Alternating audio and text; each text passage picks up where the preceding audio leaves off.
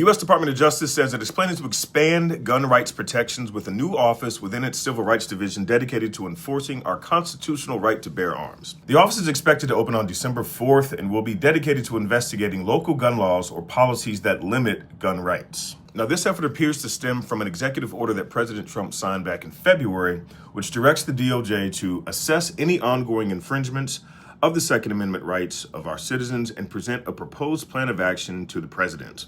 It's interesting that the department will be assessing Second Amendment infringements because this announcement came just days after U.S. Attorney General Pam Bondi took the most expansive view of federal power since FDR in the DOJ's defense of the single largest gun control law in American history, the National Firearms Act. In a legal brief that was just filed, the DOJ argues against a lawsuit that challenges parts of the NFA. The DOJ is directly challenging conservative gun rights positions, stating outright that the Second Amendment does not protect certain firearms. The brief came just days after 31 members of Congress wrote a letter asking her not to challenge the litigation. The NFA regulates certain firearms like machine guns, short-barreled rifles, and suppressors.